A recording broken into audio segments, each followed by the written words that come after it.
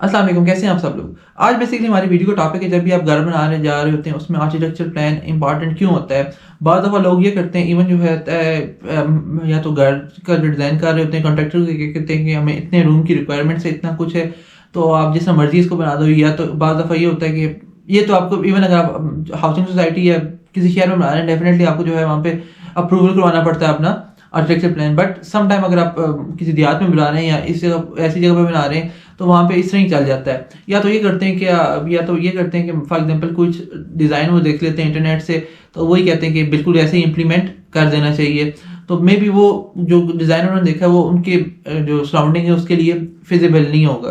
तो बेसिकली यदि हम इस वीडियो में बात करेंगे कि आर्किटेक्चर प्लान क्यों इंपॉर्टेंट होता है, तो सबसे पहला जो होता है जैसा आपका लाइफ स्टाइल है, जैसा आपका रहन सहन है, जितनी आपकी जो है रिक्वायरमेंट्स है, उसके मुताबिक जो है आपका जो है घर बनता है। जब अगर आप आर्किटेक्चर प्लान बनाते हैं, क्योंकि आप आर्किटेक्ट जो होता है आपको उसको तमाम चीज़ें बताते हैं कि मेरी ये रिक्वायरमेंट्स हैं, मेरा ये कुछ है, तो उसके मुताबिक ही तमाम चीज़ें बनती हैं। और दूसरा जो आपको सबसे बड़ा बेनिफिट इसमें होता है कि आपका प्रॉपर स्पेस यूटिलाइज हो जाता है। बाद दफ़ा ये होता है कि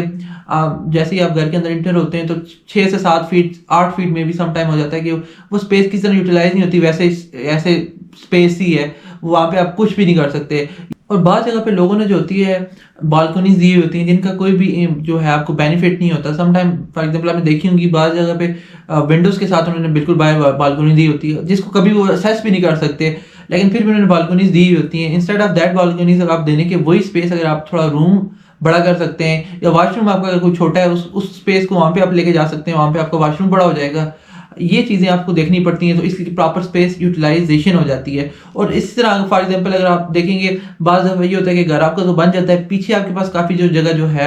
ऐसी जगह पे, या आपने सोचा कि पीछे मैंने लॉन बनाना है, तो आप पीछे तो लॉन बना देते हैं। अब लेकिन उसके लिए आपको प्रॉपर जो है कोई आपको पैसेज नहीं मिलता, या तो आपको किसी बेडरूम से जो आपको डोर देना पड़ता है, या आपको किसी में भी सम टाइम ये होता है कि बाज़ लोगों घरों में ये भी मैंने देखा है कि आपको विंडो से जो है पीछे उसमें जो है जो आपने पीछे लॉन बनाया हुआ है तो आपको उसमें एक्सेस मिलती है, तो ये यूटिलाइजेशन आपकी अच्छी तरह नहीं होती।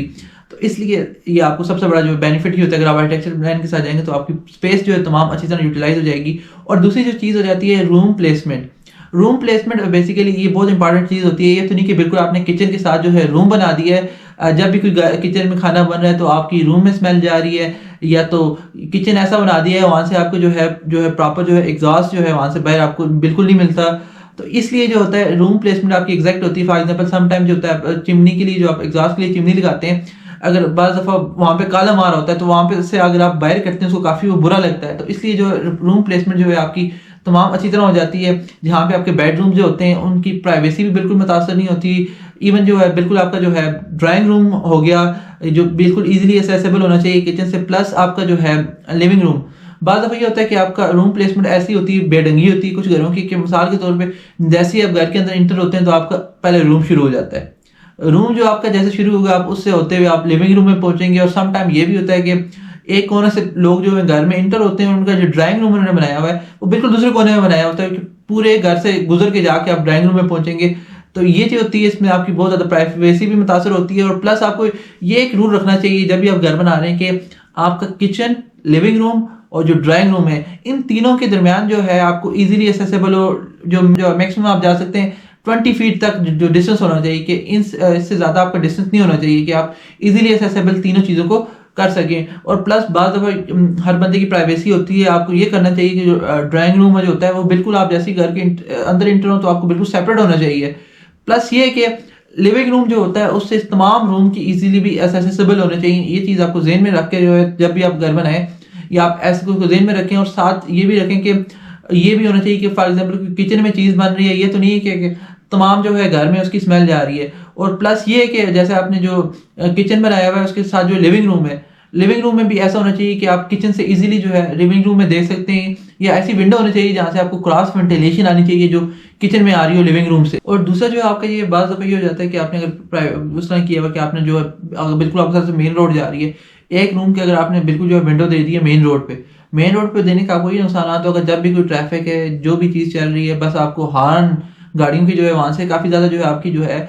पीसफुल वो रूम नहीं रहता, कि हर टाइम उसमें जो है आप देखेंगे आवाज़ें ही बाहर से आ रही होती हैं। तो इसलिए आपको ये चीज़ जब ज़हन में रख के करनी चाहिए। और इसके बाद जो सबसे बड़ा आपको एक मसला आता है जो है आपका traffic flow. Traffic flow inside जो आपका हाउस है, मिसाल के तौर पे बाज़ दफ़ा ये होता है कि जब भी आप घर के अंदर एंटर होते हैं तो बिल्कुल आगे थोड़ा सा एंटर होंगे, आगे वॉल आ जाएगी, फिर आपको लेफ्ट राइट होके जाके आप किसी लिविंग रूम में पहुंचते हैं। इसलिए जब भी आप घर बनाते हैं तो उसमें जो है जो तमाम जो है ट्रैफिक फ्लो इजीली एक्सेसिबल होना चाहिए, और ऐसा होना चाहिए कि लिविंग रूम जो आपका हो गया, जैसे आप घर के अंदर इंटर हो तो ये तो एक साइड पे आपका डाइनिंग रूम होना चाहिए और जो डायरेक्टली एक्सेस हो आपकी लिविंग रूम की, प्लस वहां से जो है तमाम आपको घर की लिविंग रूम से इजीली एक्सेसिबल होनी चाहिए, ताकि आपका ट्रैफिक का कोई इशू ना बने घर में। ये तो नहीं कि इजीली आप जो है एक्सेस कर सकते हैं तमाम रूम्स को एक जगह से।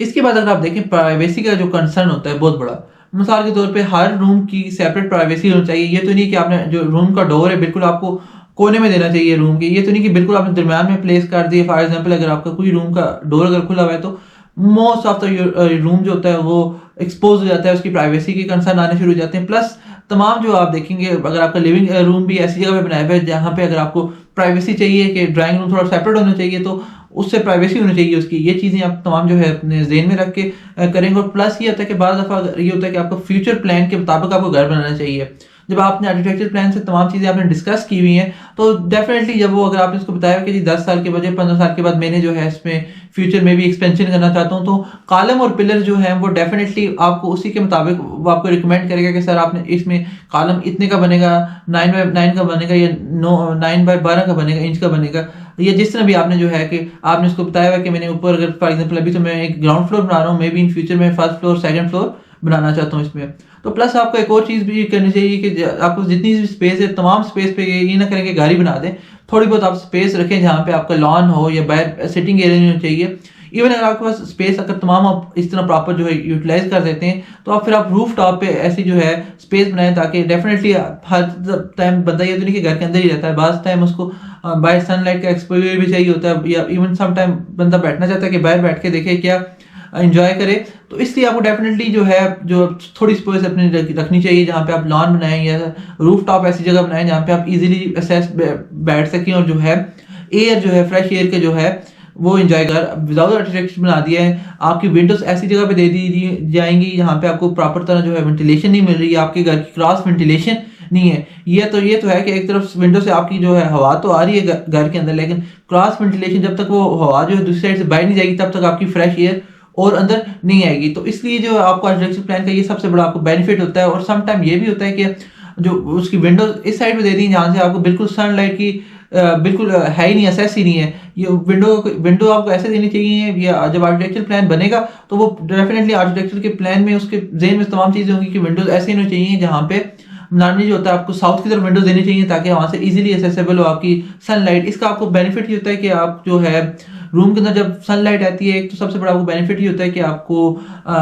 इलेक्ट्रिसिटी का बिल का भी आपको कम आता है, और दूसरा जो आपका रूम काफ़ी फ्रेश लगता है। और साथ साथ जैसे कि फॉर एग्जांपल आप स्टेयर्स हैं, स्टेयर्स में भी आपके पास दोनों तरह एक्सेस होने चाहिए, एक तो आपको लाइट से भी होनी चाहिए और दूसरा जो है सनलाइट से भी आपको होना चाहिए, ताकि आप जो है जब भी स्टेयर से ऊपर नीचे जाएं तो इजीली आप देख सकें। और इसके बाद अगर जब भी आप बना रहे थे घर तो इसमें आपके ये होता है कि फ़ायदा ये होता है कि आर्किटेक्चर प्लान आपके पास है तो आपके जो स्टेयर्स प्लान है वो अच्छी तरह बनेंगे, जिसमें आपका राइजर और थ्रेड जो है तमाम अच्छी तरह जो एज फार जो रिक्वायरमेंट्स है उसी के मुताबिक बनेगा। बाद दफ़ा ये हो जाता है कि वो जो है राइजर और थ्रेड जो ऊंचा रख देते हैं जिस वजह से बहुत ज़्यादा वो स्टीप हो जाती है स्टेयर्स, क्योंकि उनके पास स्पेस कम बच रही होती है। तो अगर आपके पहले आपने आर्किटेक्चर प्लान बनाया हुआ है तो आपको ऑलरेडी पता हो कि मेरे पास इतनी स्पेस है, यहाँ से लिविंग रूम से अगर आप सेपरेट दे रहे हैं स्टेयर्स फर्स्ट फ्लोर के लिए तो ये आपको उसमें बेनिफिट हो जाता है कि आपकी जो स्टेयर्स अच्छी तरह बन जाती हैं। ये नहीं कि आपको इन फ्यूचर जो है आपको मसला होगा। देखिए जब भी कोई घर प्लान कर रहा होता है वो प्लान एटलीस्ट आपका जो है आप माइंड में रख के रखें 40 से 50 ईयर्स तक तो आपका प्लान होती है कि इतना जो है ये इस घर में रहना ही है, इसने चलना है। उसके बाद ही कुछ सोच सकते हैं कि